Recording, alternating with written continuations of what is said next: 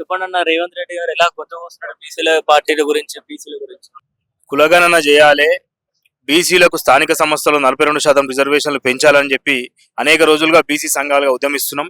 అదేవిధంగా భారత్ జోడో యాత్రలో భాగంగా రాహుల్ గాంధీ గారు తెలంగాణకు వచ్చినప్పుడు, అదేవిధంగా ఇతర రాష్ట్రాల్లో కూడా అన్ని రాష్ట్రాల్లో ఉన్న బీసీ సంఘాలుగా ఇక్కడ తెలంగాణలో మేముగా దేశవ్యాప్తంగా ఈ యొక్క వాయిస్ను తీసుకుపోయినప్పుడు రాష్ట్ర స్థాయిలో ఎలక్షన్స్ అప్పుడు వాళ్ళు మేనిఫెస్టోలో పెట్టడం జరిగింది, జాతీయ స్థాయిలో కూడా పెట్టడం జరిగింది.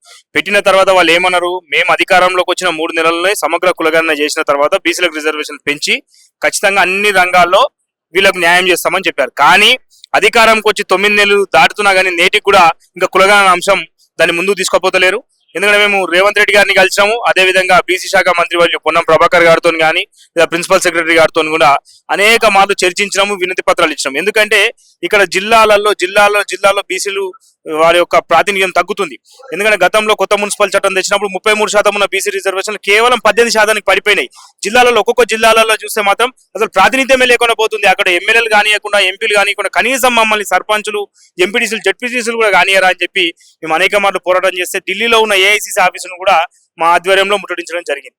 జాగర్ సింధన్న గారి నేతృత్వంలో హైకోర్టులో కూడా మేము పిటిషన్ వేస్తే హైకోర్టు వారు కూడా స్పష్టంగా చెప్పారు ఖచ్చితంగా మీరు కులగణన చేయాలని.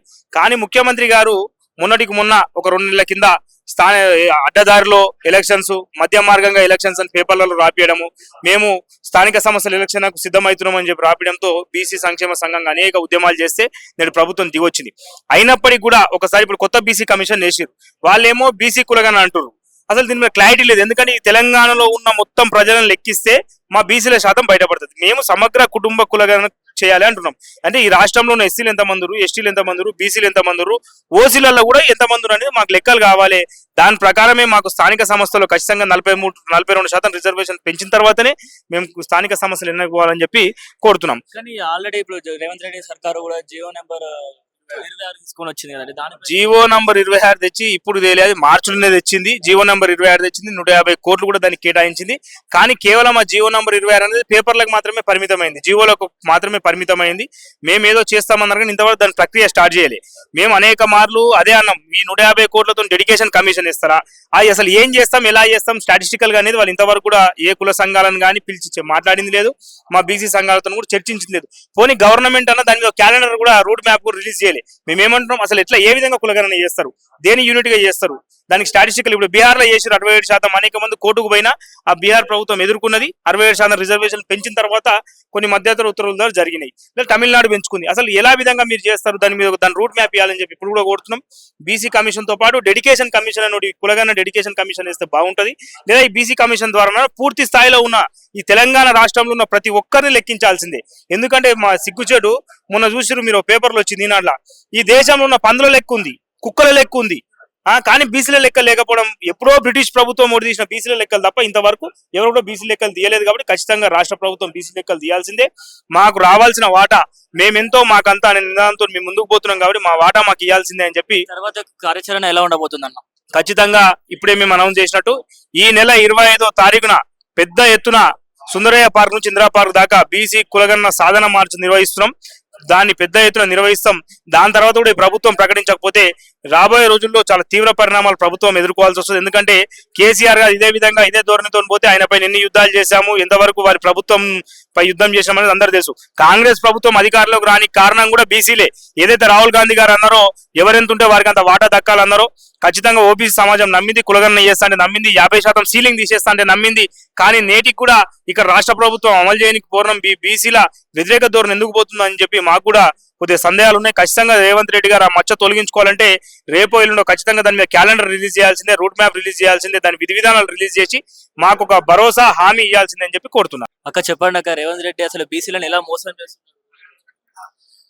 రేవంత్ రెడ్డి గారు అనుకుంటున్నారేమో మమ్మల్ని మోసం చేస్తున్నారని, కానీ మేము ఇది అంత ఈజీగా తీసుకోవట్లేదు. ఎక్కువ రోజులు ఇది జరగదు.